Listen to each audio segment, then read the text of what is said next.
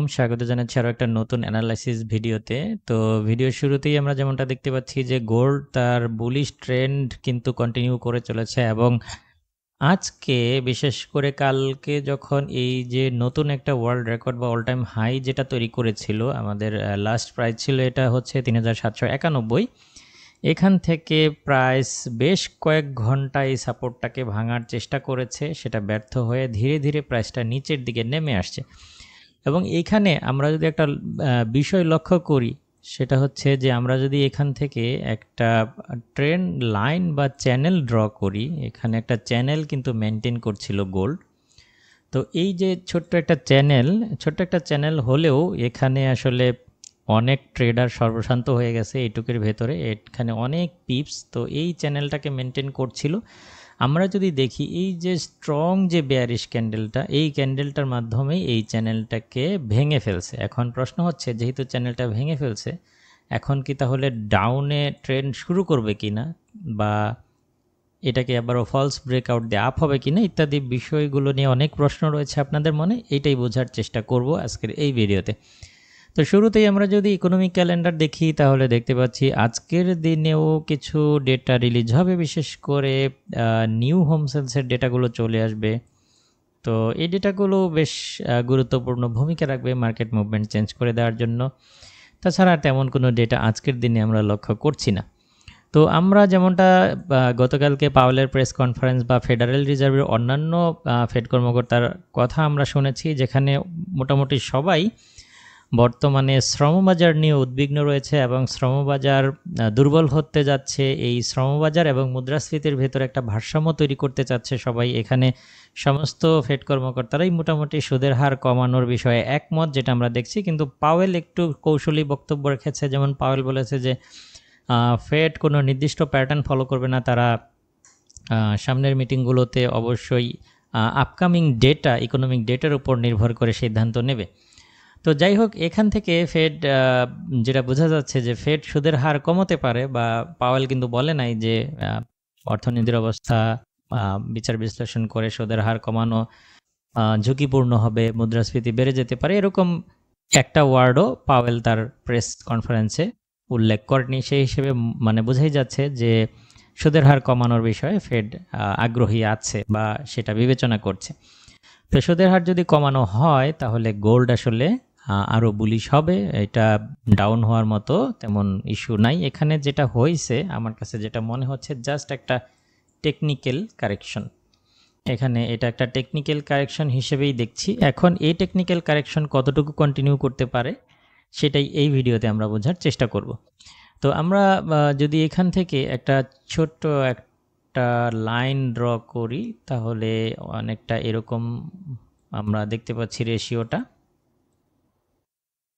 আচ্ছা, এই রেশিওটা অনেকটা এরকম আমরা দেখতে পাচ্ছি। তো এই রেশিওটা মেনটেন করে কিনা গোল্ড আজকের দিনে, এটা আমাদের দেখার বিষয়। এখানে আমাদের আজকের দিনের গুরুত্বপূর্ণ লেভেল হবে $3,770। ওকে, $3,770। আর নিচের দিকে আমরা যদি লক্ষ্য করি তাহলে আমরা দেখতে পাচ্ছি যে এখানে একটা সাপোর্ট কিন্তু অলরেডি তৈরি করে ফেলছে। এখানে একটা সাপোর্ট কিন্তু অলরেডি তৈরি করে ফেলেছে। এই সাপোর্টটাকে রেসপেক্ট করেছে। আমরা যদি দেখি এখানে 1 ঘন্টার চার্টে বর্তমানে রানিং ক্যান্ডেল সহ এখানে প্রায় 9 ঘন্টা যাবৎ প্রাইসটা এখানে সাস্টেন করছে বা এই সাপোর্টটাকে রেসপেক্ট করে চলেছে। 9 ঘন্টা মানে এখানে অনেক সময়। তো 9 ঘন্টা চেষ্টা করেও এই প্রাইসটাকে ক্রস করতে পারেনি। তো বিষয়টা হচ্ছে যে আমি ধারণা করছি যে এখানে যদি এই ৩৭৭০কে ক্রস করে উপরে যায় তাহলে গোল্ড আবারও পুনরায় বুলিশ হবে। আর যদি এই ৩৭৭০কে ক্রস করতে ব্যর্থ হয় তাহলে পুনরায় আবারও এই সাপোর্টকে টেস্ট করতে পারে। ওকে, এই সাপোর্টটা হচ্ছে ৩৭৪৮-৪৯ এই এরিয়াটা। তাহলে এটাকে আবারও পুনরায় টেস্ট করতে পারে। ৩৭৪৮-৪৯ এই এরিয়াটা যদি ভেঙে যায় সেই ক্ষেত্রে এটা হচ্ছে আরও খানিকটা ডাউন হবে। ডাউন হলে সেটা নেমে যেতে পারে হলো ৩৭৩৮-৩৯ এরিয়া। যদি আমি আবারও বলছি, যদি ৩৭৪৮-৪৯ ভেঙে ফেলতে পারে তাহলে এটা 3738 পর্যন্ত ডাউন হবে আজকের দিনে, এর বেশি আশা করছি না। আজকের দিনে এর বেশি আশা করছি না। আর এখান থেকে 3738-39 থেকে একটা বাই পাওয়া যেতে পারে, যেটা লং টার্মের জন্য ভালো একটা প্রফিট দিবে।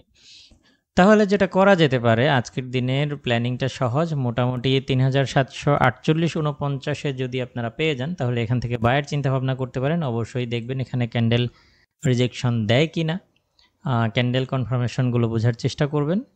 কনফার্মেশন পেলে 3748-49 থেকে বায়ে যেতে পারেন।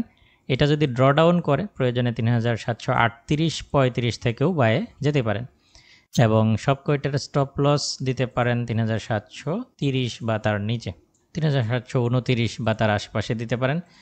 আর অন্যদিকে 3770 যদি ক্রস করে, মনে রাখবেন 3770 যদি ক্রস করে, তাহলে এটার উপর থেকে, অর্থাৎ 3770-এর উপর থেকে রিটেস্টের সাথেও বায়ে যাওয়া যেতে পারে।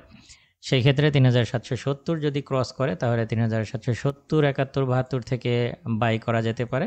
সেই ক্ষেত্রে গোল্ড পুনরায় এই যে উপরের যে রেজিস্ট্যান্স জোনটা রয়েছে, এটাকে পুনরায় টেস্ট করতে পারে। এই জোনের লাস্ট প্রাইস হচ্ছে 3790-91 বা 780-84 এই এরিয়াটাকে পুনরায় টেস্ট করতে পারে যদি 3770-কে ক্রস করে। ওকে, তাহলে 3770 ক্রস করলে আমরা অনায়াসে এই লেভেলে আবারও হচ্ছে বায়ের চিন্তাভাবনা করতে পারি। এবং যদি 3790 ক্রস করে ফেলতে পারে, তাহলে গোল্ড আরও আপ হবে। সেই ক্ষেত্রে গোল্ড 3800 এবং $823 পর্যন্ত আপ হয়ে যেতে পারে। 3823 প্রাথমিক পর্যায়ে 90কে ক্রস করতে পারলে ধারণা করছি 3800 থেকে $3823 পর্যন্ত গোল্ড আপ হতে পারে।